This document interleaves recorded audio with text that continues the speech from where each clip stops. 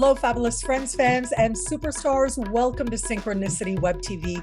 I am your host, Nadiya Shah, and this is your moment of synchronicity. Well, I'm so excited to celebrate with you today, Pamela Quinn. Now, I think this might be the first time I'm actually sitting down with Pamela to get to know her. I've admired her work from afar for a while. She has these beautiful posts. They are so insightful. And I knew that she was somebody that I wanted to welcome to Synchronicity University. And now here she comes. As part of the July 2023 speaker series, you've got a limited time to choose your tuition rate as low as just $5 a class to learn from Pamela and other wonderful, insightful, all-star astrologers as well. And Pamela is going to be teaching on Saturn. I know that this is one of those topics that brings people to astrology, Saturn and Pluto. So I'm really looking forward to our conversation today and celebrating Pamela with you. Pamela, welcome. Thank you for being here. Thank you so much for having me today. Well, I like to always go back to the beginning. I like to consider what was the motivation that brought you to astrology. So can you talk a little bit about those first steps? What got you into this pathway of becoming an astrologer? Yeah, absolutely. So it was 2002 and did absolutely nothing. I had a big dinner party one night, cooked, cleaned up, went to bed, woke up on a Sunday morning and just literally couldn't move. My back had completely gone out. I was, I think, 32 at the time with two small children. And I spent about a year doing physical therapy and everything you're supposed to do medically and just would not get better. And it was the kind of pain where you couldn't even bend over to unload a dishwasher. And of course, when you live with chronic pain for an extended period of time, it affects you mentally, affected the marriage, affecting everything. And somebody had mentioned to me that meditation actually helps people who have chronic back pain. So I went to a bookstore, randomly grabbed a book on meditation, which was by Dr. Deepak Chopra. Highly likely you'll grab his book because he's written 80 of them, I think, by now. And I just devoured it. So I ended up starting a meditation practice, doing a meditation course, going out for the Chopra Center for Wellbeing, where I just met the wildest people. Pre-back injury, I was just an everyday normal human driving a minivan with a golden retriever and children and doing the PTA thing. And then at the Chopra Center for Wellbeing, I met people who talked about chakras. I didn't know what a chakra was. People who did hands-on healing. I had no idea. People talked about angels and spirit guides. And when I got home, I just devoured everything. And then, I think with astrology, we all love it, but then we don't really put it out there that we would follow it on a daily basis or that, it's kind of something we keep with our close friends. And so over time, a young woman in my neighborhood mentioned to me I should go to her astrologer. And I was like, okay. And so I did. And it just made your whole life make sense. What can be seen sitting with an astrologer for 1 hour. It was amazing. I'm a learner. I have Mercury Aquarius. So I just dug right in and I've been studying and learning and practicing and teaching ever since. So I really started doing readings hardcore though when the pandemic came around because at that time I was able to shift my business. So I have yoga studios and I teach Kundalini and all those things, but I never was really able to put astrology and tarot out there. I don't think they would have been as well received until pandemic time either. So yeah, that's kind of how I got into it. And so the pandemic, got kicked off with Saturn conjunct Pluto in Capricorn. And I feel like so many of us as a collective, in our individual journeys, we went through our own journey of Saturn conjunct Pluto. I mean, it really became about what matters to you, what's real in your life. And yeah, not caring about being a normie as much, caring more about getting to the essentials and who you actually are. what you actually want to build, what's at that foundation of your life. And it's incredible how, yeah, the pandemic, I might have to like bleep out that word so that YouTube doesn't doesn't shadow ban this, but yeah, something about it just brought people to astrology that much more, but also brought people to the career and to the more public perception of being an astrologer as well. It made people gutsy. It did, and I think I feel like with the shift from Saturn into Pisces and obviously Pluto moving into Aquarius, we're seeing that expected breakdown in religions of sorts. And I think the latest thing I read was only 45% of Americans are actually participating with religious organizations. So I do think people are looking for something more meaningful, something more individual, something more personal. And that's something you specifically can get if you have an astrologer, because your blueprint, your map, your wheel is so interesting and unique and special to you. And that's what shocks me. When I do readings, like every day when I do readings, my mind is just blown by the person sitting in front of me and how incredibly accurate astrology ends up being. Yeah. Yeah, and actually, for a very long time, before I had a membership service called Superstar, before then, the main way in which people were able to get like more personal or uh, premium content from me was to order what I called the personalized horoscope. And so basically, people would go online. They'd purchase this, they'd fill out a form, submit the form, and then depending on what they chose, it would be delivered to them within 2 days or 2 months. And I remember I did like well over 1,000 of those. I must have done over the years at least 2,000 of those. And Wow. so I didn't even have a person sitting in front of me, right? I didn't even have that sense of that feedback loop where it becomes a conversation among three, me, the client, and the chart. I only had the chart. And I can't tell you how many times people would tell me how much that meant to them, how they started crying watching that. And I knew even people who did reply, I had people who were getting readings again and again. They were coming back every year. They were purchasing it for their friends or their family. And that tells you too that obviously it resonated. So there's something very powerful that happens there, the way in which this chart, this map of symbols, basically I heard somebody describe it as like alchemical language magic conjuring, right? Oh, I love that. Yeah, it looks like that to people who maybe don't read charts, right? But there's something about it that touches on truth for people. It's such a privilege to facilitate that understanding. I feel like too, you have the ability to create a container with a client to say what nobody's saying. So the symbols are just language. And sometimes the language is, it looks like you might be communicating poorly. And nobody's telling them that in their life. And then you can work on how do you learn to better communicate, or it looks like you're not putting your best effort here, or it looks like you're challenged here and you're not taking advantage of X there. And so people sitting with an astrologer, I had a woman yesterday, she was like, do people always tell you everything? And I was like, well, I mean, I see it, we might as well talk about it.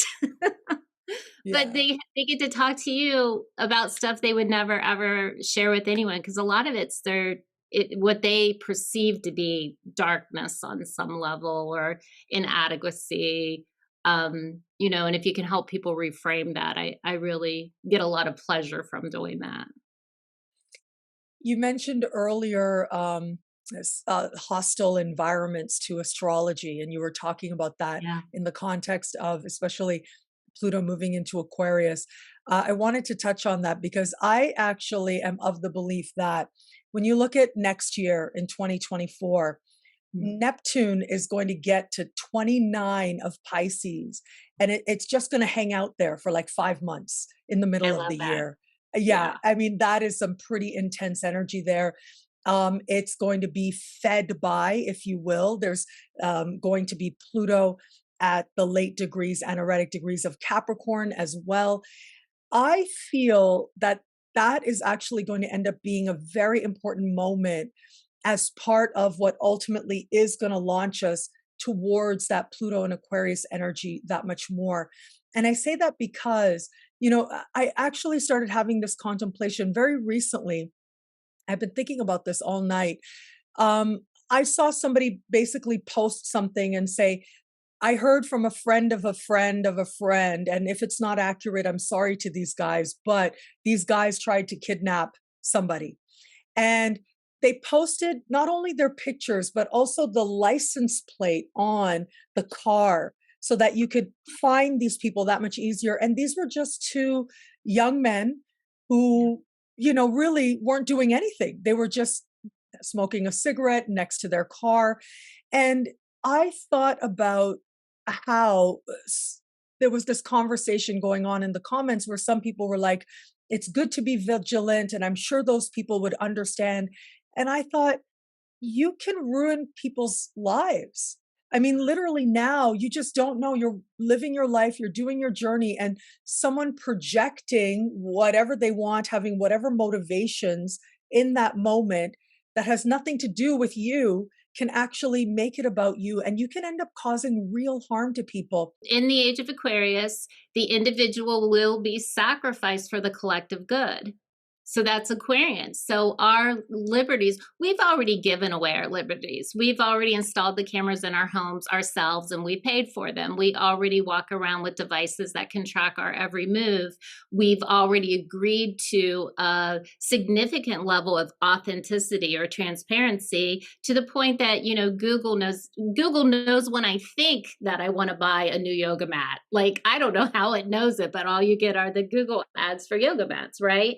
So that's very Aquarian. So our individual liberties and rights, and I know people hate to hear this, will be sacrificed for the collective. So that means if I'm at the gas station and I look like I'm doing something I shouldn't be doing, yes, obviously the gas station's taking a picture of me. It wouldn't be unusual for a person in the car next to be taking a picture of me as well. So I think we have to prepare ourselves for this, what we think is freedom and what we'll think is a lack of freedom, but really it's a freedom for the collective good, which is Aquarian. It's fascinating. I hadn't made that connection before because I was associating it with 29 degrees of Neptune in Pisces, this idea of sacrifice, this idea of illusion and delusion and making anything what you want it to be. But I love that insight that you just made because, yeah, Pluto does have to do with sacrifice as well, that dark side as well. And I hadn't made that connection before. That is so insightful. Well, what you're going to see with Neptune at 29 degrees Pisces is already it's getting like harder and harder for us to know what is real and what is not real, especially as we're watching the news and watching videos. And what is going to happen is artificial intelligence is going to have its moment of absolute wild, out of control.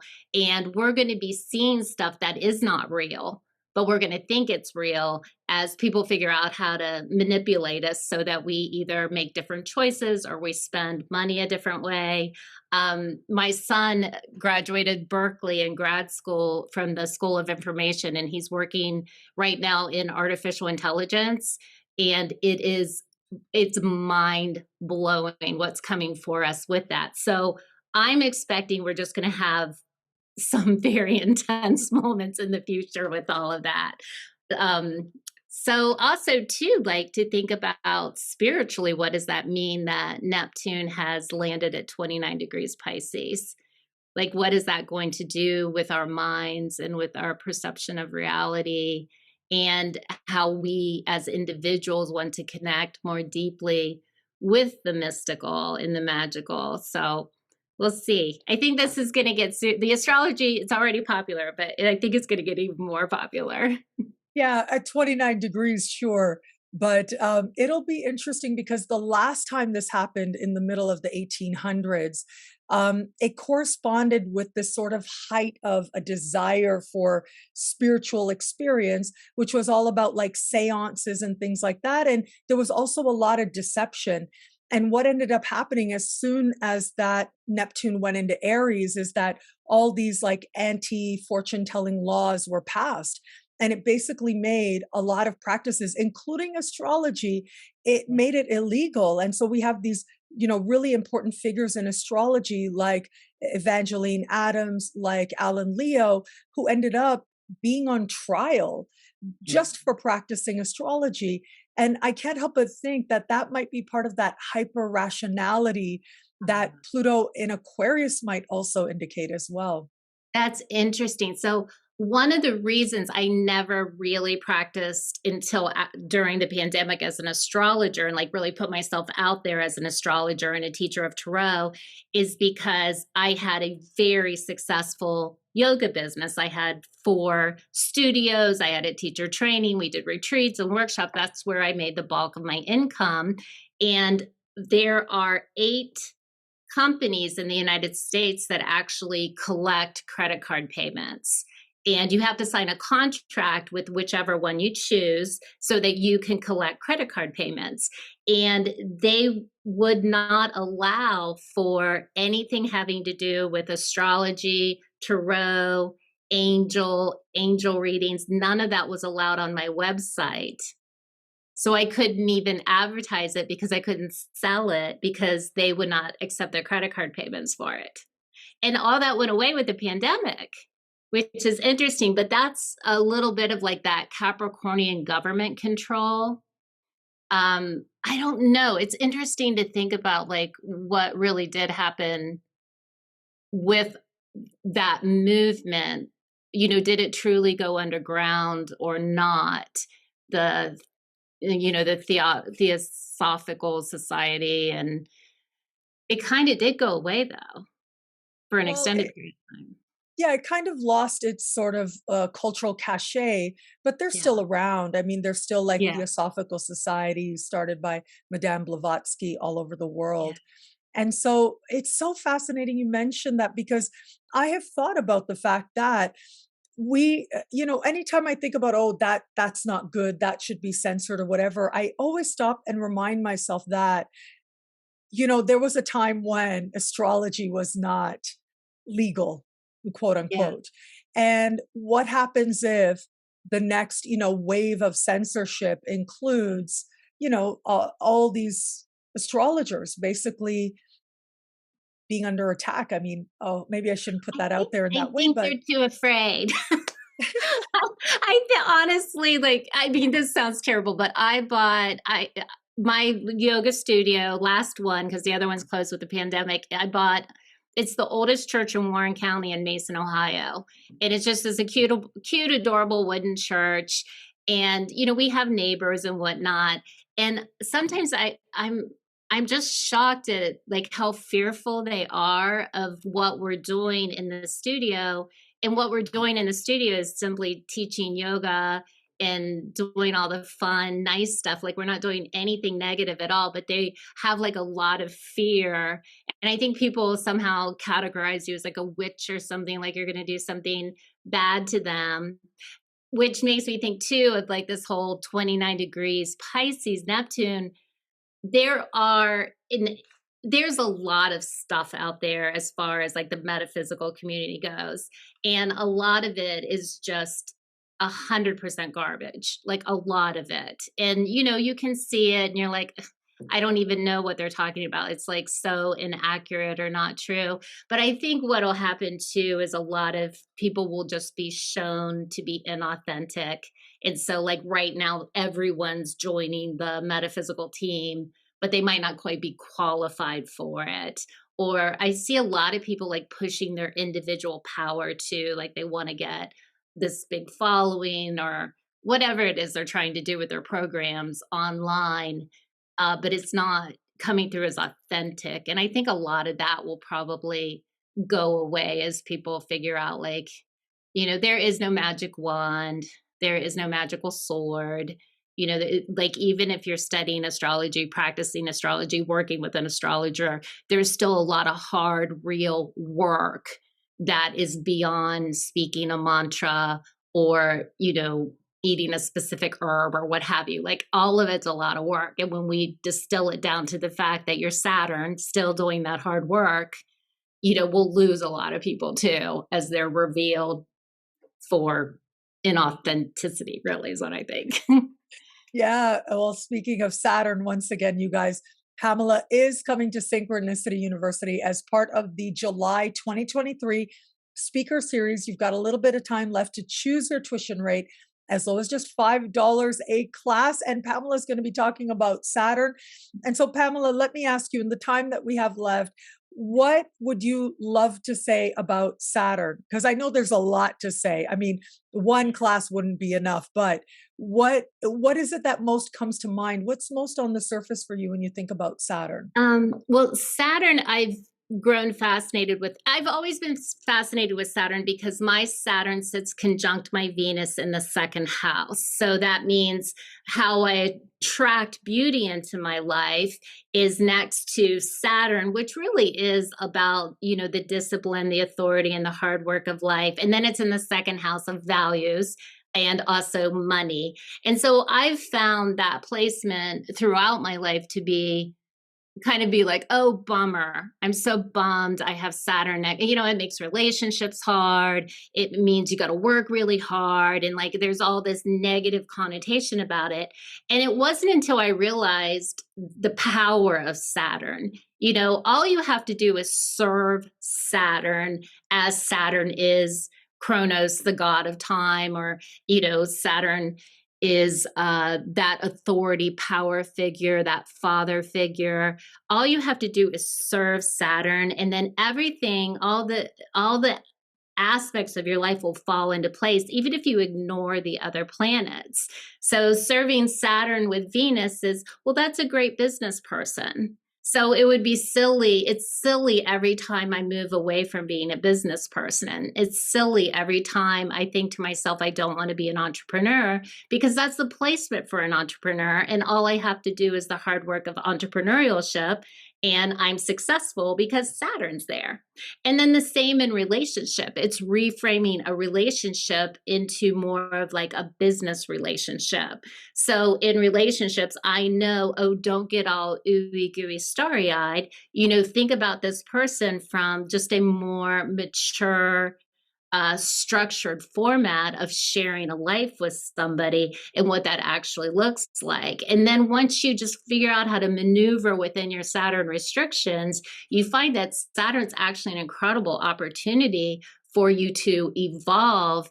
Saturn's also karma as well. So as you're serving Saturn, you're releasing karmic effects that you incarnated with in this lifetime.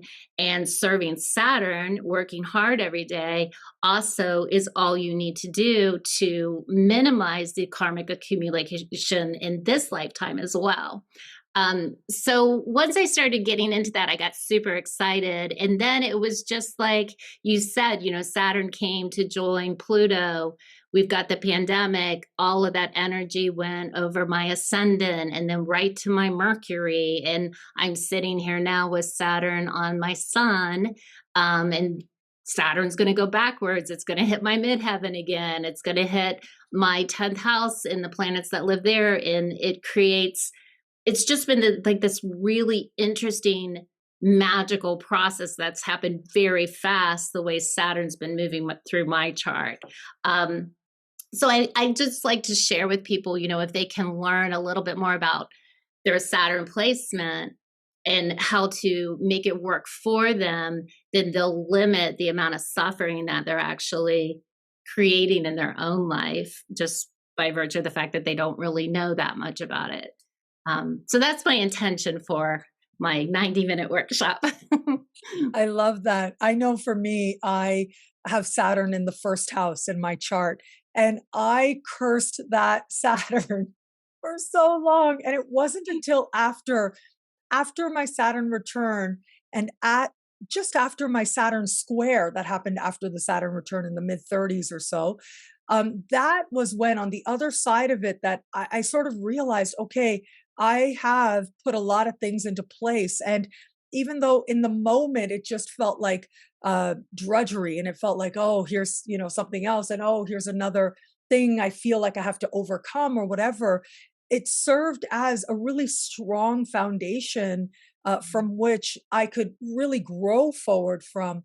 And so it really taught me that Saturn is so valuable because there's nothing like that self-respect that comes from actually doing the work, actually putting in the time, regardless of the outcomes, although manifestation is important too. There's so much that you learn about yourself that you just can't any other way other than actually doing it. Yeah. And I think if you're studying an astrology or just studying the self, to be an astrologer, you have to look at your chart every single day and watch the lunation every single day for 7 years.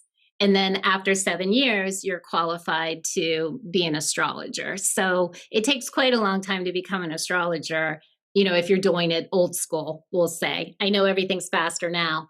But then when you think about 7 year increments, it's not that long. So like Pluto's in a house for up to 20 years.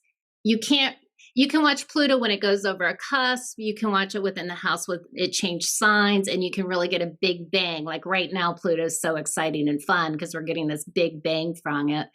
But then Saturn's like another sincere planet that you can watch move every 7 years. Like every 7 years, you get to step back and say, well, did what I put in place 7 years ago, what's working, what's not working? It's true if it's working, it's not true if it's not working. And that's what Saturn teaches all of us. And so all you have to do is say, okay, well, it's been 7 years since I started this. This is working. This is not working. It's not working. It's not true. It needs to go. And you can really make cold, hard clinical decisions about things that might be so close to your heart that you've not been able to let them go, whether it's a job or relationships or a house or any situation, really. So I think Saturn's just such a deep, deep, quicker planet to work with if you're studying as well.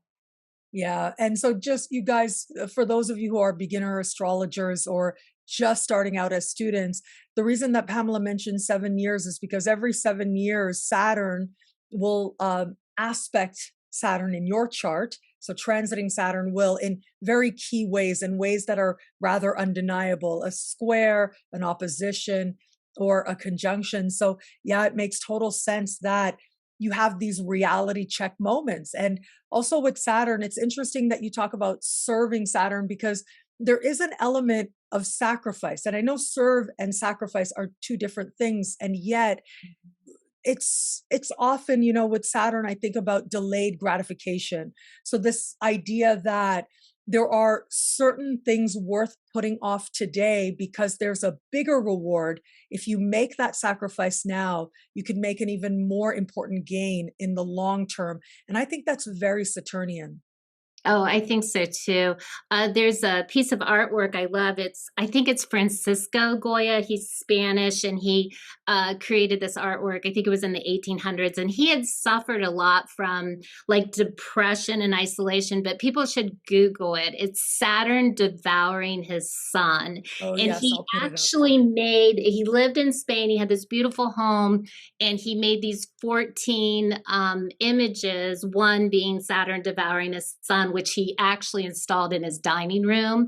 And you're it's everything about Saturn. It's like it's the drive, that Capricorn drive, like the insanity in the eyes when you're overwhelmed with the drive to succeed.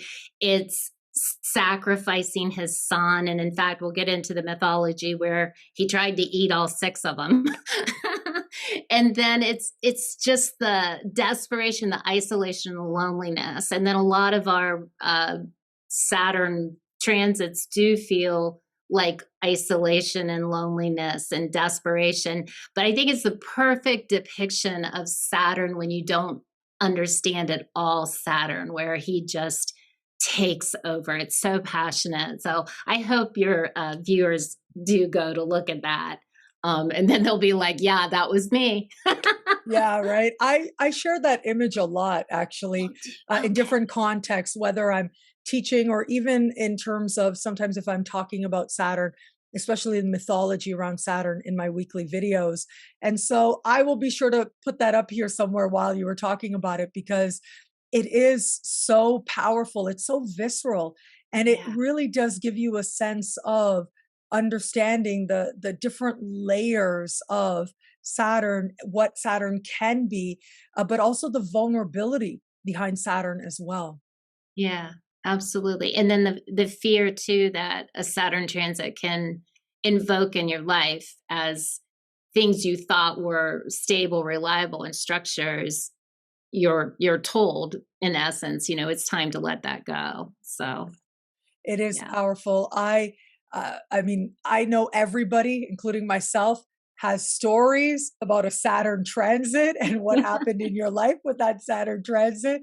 And so it's just so fascinating. One other thing I thought of while you were talking, and that is, I've been a full-time astrologer for almost 17 years. So September 1st this year, it'll be 17 years.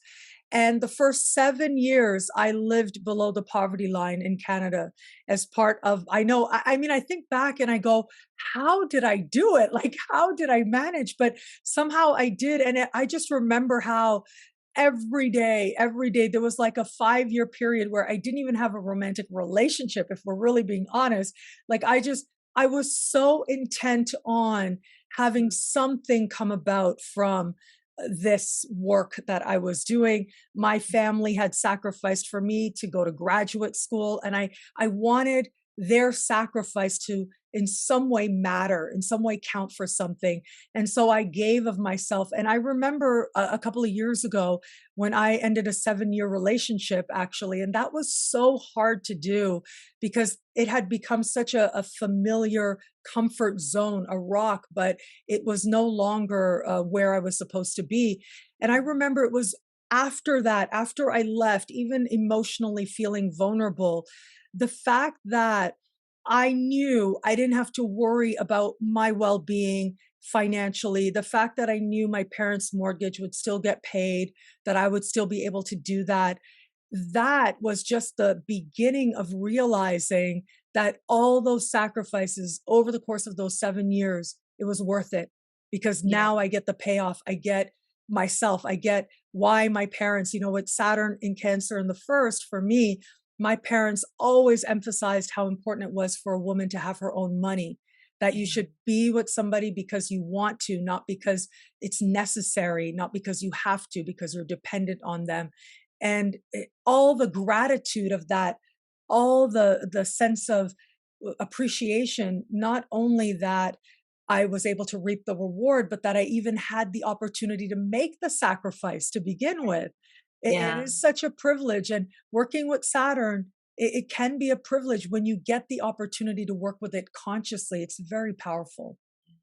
And then for the people who are new to astrology watching your channel, this is one exercise I always have my students do is I'm like, you know, think about or write down journal what happened to you by age 7, what happened between 7 and 14, your state of consciousness at age 7 and 14, and the things you cared about, and then take it to 21, and then take it to 28, because it's so distinctive, and we culturally, we all kind of do the same stuff, right? You are a little kid, you're a rascal of a teenager, you go to college, then you look for the marriage, the kids, whatever.